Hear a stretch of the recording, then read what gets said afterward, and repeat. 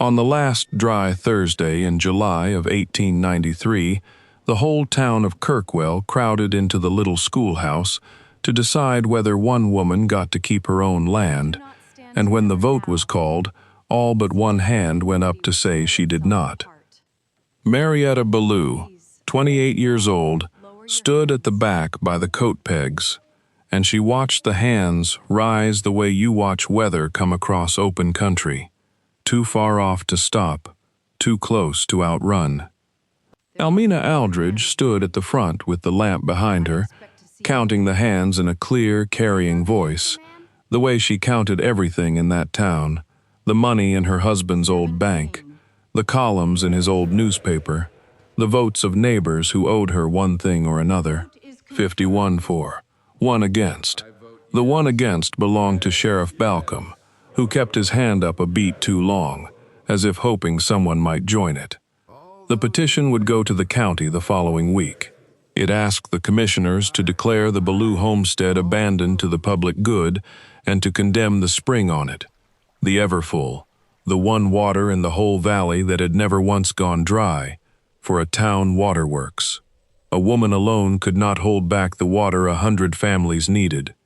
In a summer like that one, with the corn curled to paper and the cattle standing in dust, that argument sounded to frightened people almost like mercy. Marietta did not say a word. She went home in the dark.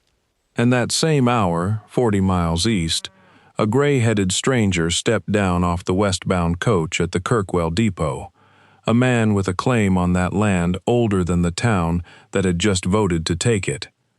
To understand what he had come for, you have to understand what had been lost. The Ballou place sat on a low bench above the Smoky Hill breaks, and its whole worth was the spring. Ellison Ballou had found it in 1861, following a green streak of cottonwoods across a country everyone swore was too dry to hold a man. He had not found it alone. He had come west with a partner, a lean, laughing, restless young fellow named Ira Bledsoe, and the two of them filed the claim together and watered the first 40 head between them.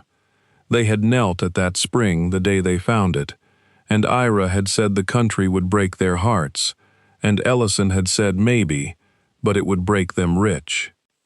Marietta had grown up on the story. She had grown up half believing in a man she had never met, because her father kept a place for him. There was a chair at the Ballou table nobody sat in, and a tin coffee cup on the shelf nobody drank from. And when she was small and asked why, her father would say, "That's your Uncle Ira's chair. He'll want his cup when he comes back." Ira had ridden north in the hard winter of 1867 after a quarrel the size of the whole territory, and he had never come back, and the letters had thinned and then stopped. Everyone said he was long dead. Everyone but Ellison, who wiped the dust off that cup every Sunday for 26 years. Now Ellison was gone too.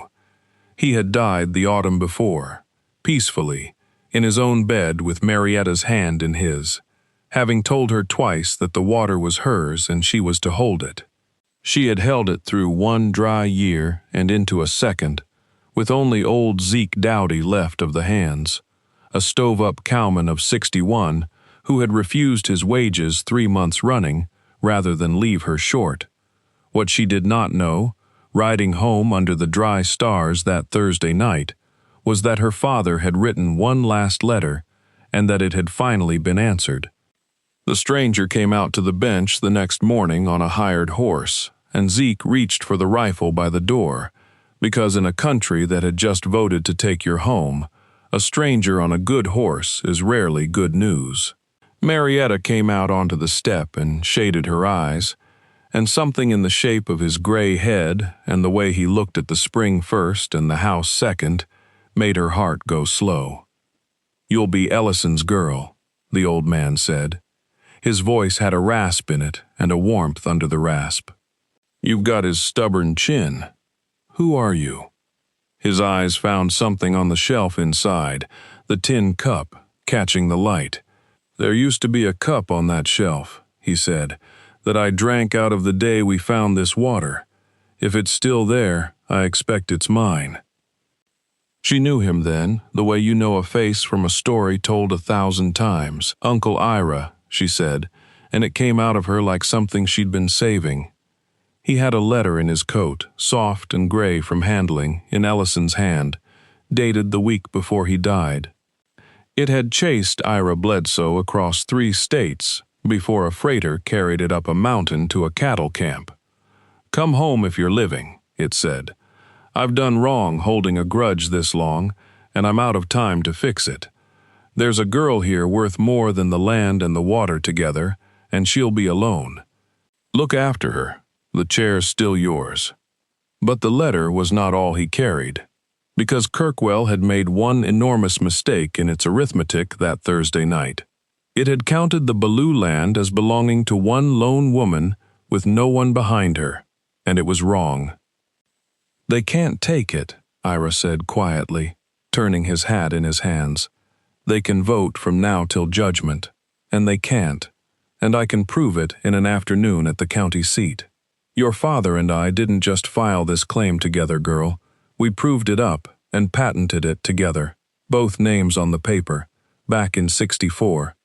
This ground has belonged to 2 people for 30 years, and one of them is standing right here, and nobody asked him a thing."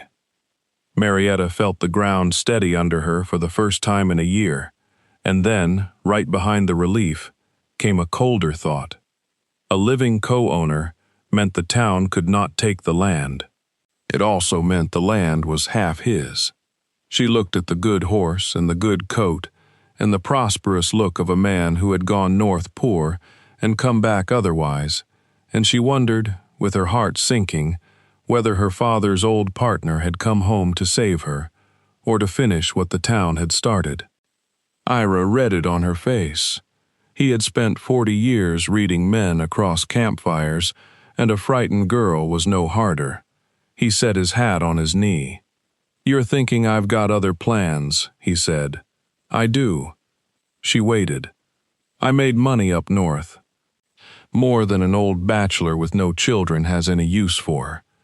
I came back to make one thing right, and I find a whole valley thirsty, and a town so scared of dying it's ready to rob the one girl I promised a dying man I'd protect." He shook his head. "So here's my plan, and half of it's yours to say no to. I don't want your half of this land, and I don't want my half either. I want to give this valley its water, every family that voted against you and every family that didn't, and do it so this ground stays in the Ballou name forever."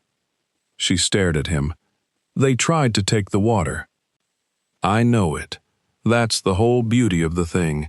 You can't shame a man out of being small, but you can drown him in more than he asked for." He nodded down toward the town shimmering in the heat. "Your daddy and I never meant this spring to be one family's fortune. The day we found it, we chained a dipper to the rock and set up a plank that said, 'Whoever's thirsty.' Somewhere this town forgot the spring was ever anything but a thing to fight over." He stood, and his old knees cracked. "I aimed to remind them." His plan cost a great deal of money, and Ira Bledsoe spent it without blinking. He rode to the county seat and recorded the old patent, and Mr. Corliss, the recorder, went white to the roots of his hair, understanding at once that the petition on the commissioner's table was so much waste paper. You cannot condemn a living man's property because his neighbors held a meeting. Then Ira hired every idle team and out-of-work man in 3 townships, which in that dry summer was a great many, and set them to digging.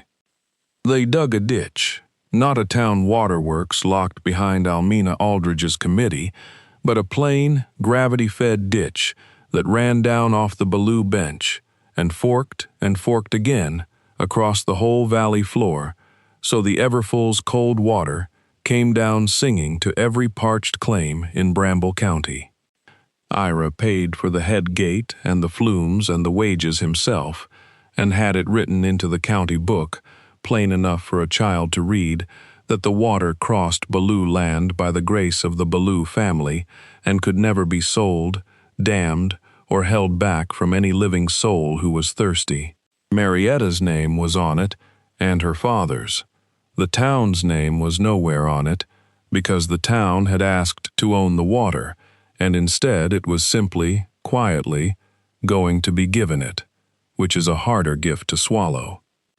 Men who had raised their hands to run the Ballou girl off her land now stood at the edge of the new ditch with their hats off, watching water they had not earned run into rows they'd given up for dead. Some could not look Marietta in the eye.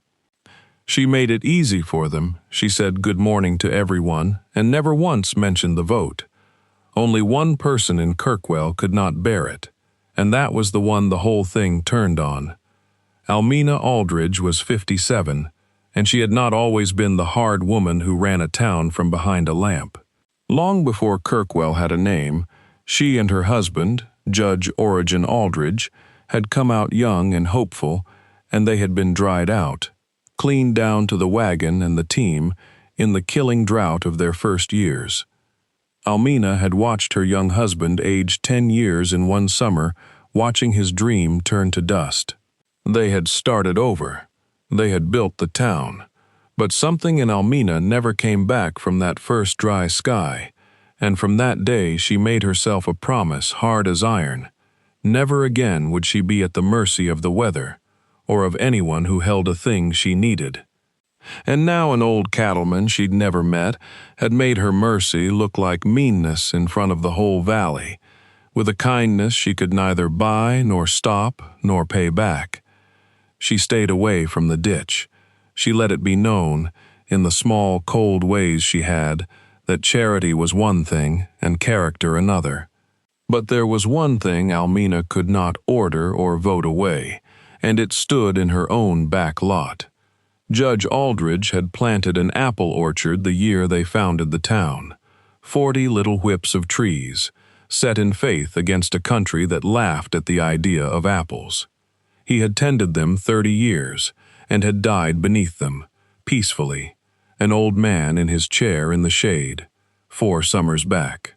Now, in the second dry year, Origen Aldridge's orchard, the last living thing his hands had made, was dying of thirst, leaf by leaf, and there was not water enough in all of Almina's money to save it, because you cannot buy rain.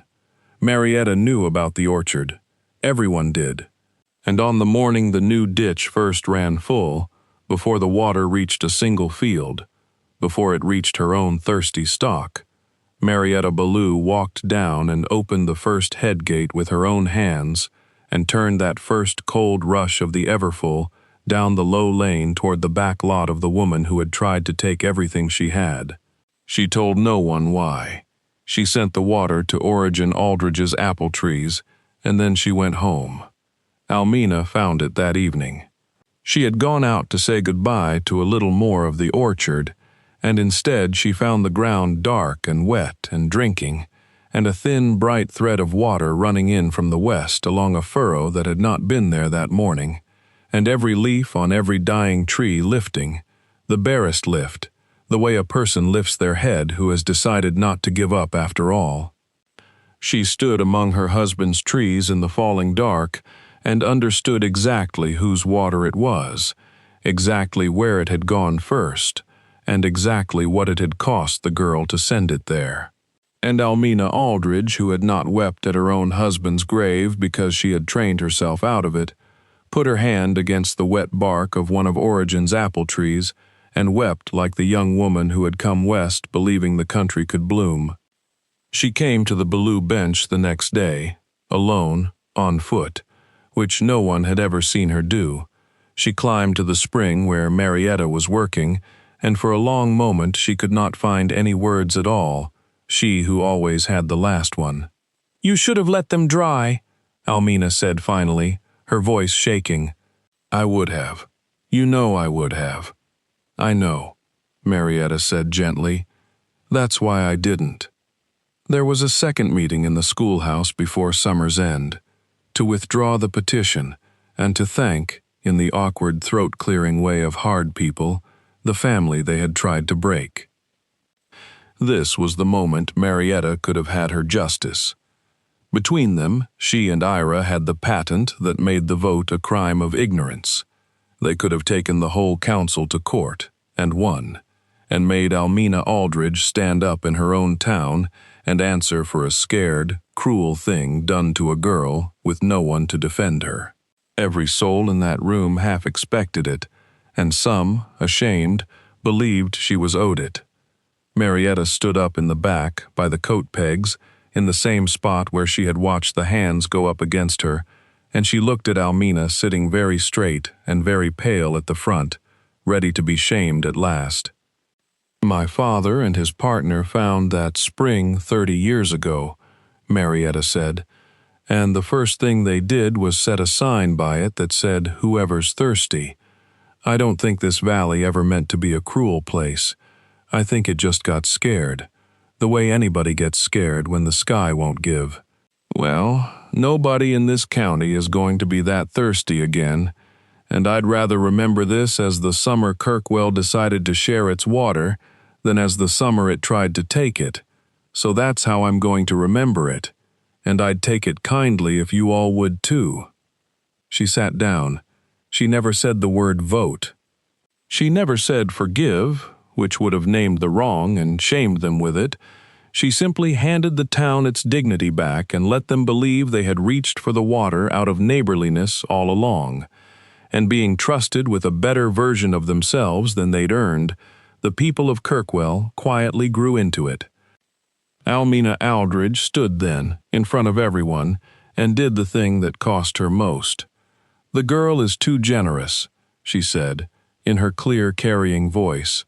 Only now it was not hard. "The credit is hers and her uncle's, and the fault was mine. I'd like it on the record that way." And it was on the record that way, and no one in Kirkwell ever spoke of the vote again, not out of shame, but because there was finally nothing bitter left in it to speak of. The rains came back the next spring, the way they always eventually do, and the corn came up green over ground that had drunk the everfull through the worst of it. Origen Aldridge's orchard bore that fall, a small, hard, honest first crop, and Almina sent the first basket of apples up to the Ballou bench. After that, she and Marietta were, to the town's endless astonishment, friends. Two women who understood between them exactly what fear can make a person do, and exactly what mercy can undo. Almina deeded the orchard lot to the town before she died, peacefully, some years on, so that Kirkwell would always have one green-shaded place that belonged to everybody, the way the water did.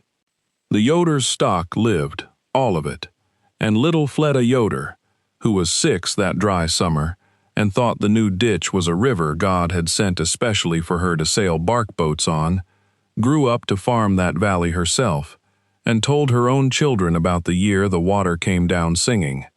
And on the Ballou bench, the chair got filled at last. Ira Bledsoe never went back north. The truth was he had come home. He took his tin cup down off the shelf and drank his coffee out of it every morning across the table from his partner's daughter, and he taught her the things a father teaches and had run out of time to, and he mended fences and gentled colts, and told her the old stories of 2 young fools who found a spring in a country too dry to hold a man. He and Marietta walked down to the Everfull together on the last evening of his life, years later, and sat on the cool rock while the water ran the way it had run for 30 years and would run for 100 more, down off the bench to whoever in that green and living valley happened to be thirsty. And Ira said what Ellison had said to him the very first day, when they were young and the whole country was in front of them, and everyone swore it was too dry to bloom. "It'll break your heart, this country," the old man said, smiling, "but it'll break it rich." The town had voted to run her off the land. Her father's old partner had come home with other plans, and his plan, in the end, was the simplest and oldest one there is, that water and mercy and a chair kept warm for 26 years are all of them the same thing, and none of them were ever meant to be held back from anybody.